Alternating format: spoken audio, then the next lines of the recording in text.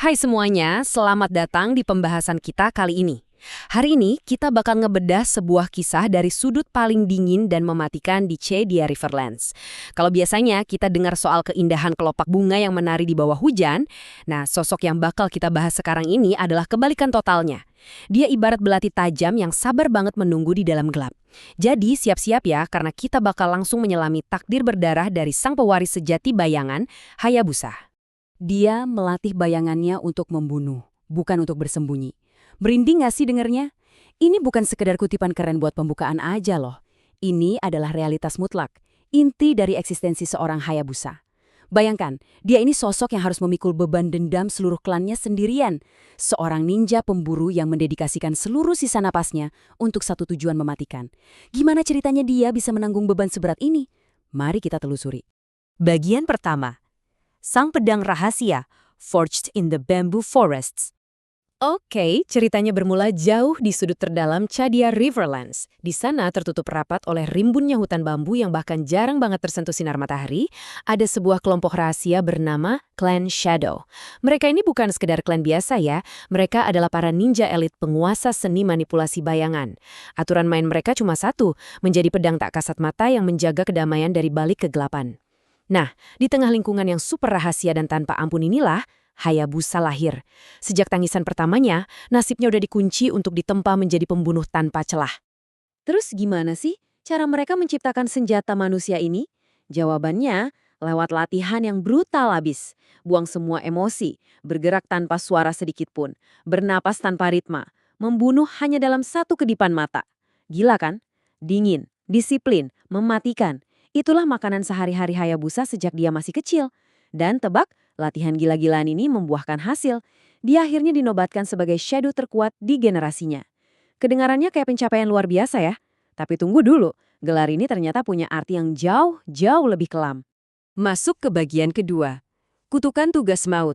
A suicide mission in the land of dawn. Jadi gini, gelar shadow terkuat itu sebenarnya lebih pantas disebut sebagai kutukan atau bahkan vonis mati. Di satu sisi kita punya Hayabusa, ninja muda penyendiri yang bawa beban dendam klannya. Di sisi lain, ada target utamanya, Hanzo. Hanzo ini bukan pengkhianat ecek-ecek teman-teman. Dia mantan shadow legendaris yang membantai klannya sendiri. Dan parahnya lagi, dia udah menyatukan jiwanya dengan pedang iblis Ame no Habakiri. Monster banget kan? Ini benar-benar pertarungan David melawan Goliat. Demi misi bunuh diri ini, Hayabusa harus rela ninggalin desanya sendirian, berjalan jauh ke arah barat menuju Land of Dawn, cuma bermodalkan insting melacak sisa-sisa energi kegelapan Hanzo. Bagian ketiga, cahaya penjaga kemanusiaan. An unspoken bond. Tapi di tengah misi balas dendam yang suram itu, ada satu detail yang indah banget, sekaligus tragis. Saat Hayabusa berjalan dalam kesunyian yang mematikan, dia sadar ada kelopak-kelopak bunga yang diam-diam berjatuhan di sepanjang jalannya. Siapa lagi kalau bukan sahabat masa kecilnya, Kagura, yang ngikutin dia dari belakang bawa payung Seimei-nya. Coba bayangin kontrasnya. Kelopak bunga Kagura yang cantik menari di udara, berpadu dengan belati tajam dan sihir bayangan Hayabusa yang super dingin.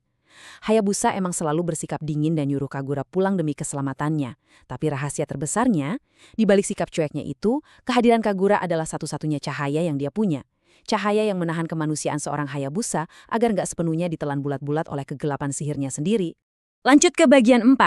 Tarian Sang Eksekutor. From Lore to the Battlefield. Nah, sekarang mari kita lihat gimana sih hasil latihan neraka tadi kalau dipraktekkan langsung. Buat kamu yang sering pakai Hayabusa, kamu pasti paham satu filosofi penting ini. Kamu itu bukan petarung adu jotos di garis depan. Kamu itu hantu, sang eksekutor sejati. Pertama, kamu lepaskan Quad Shadow untuk ngunci pergerakan musuh sekaligus ngasih kamu pergerakan secepat kilat.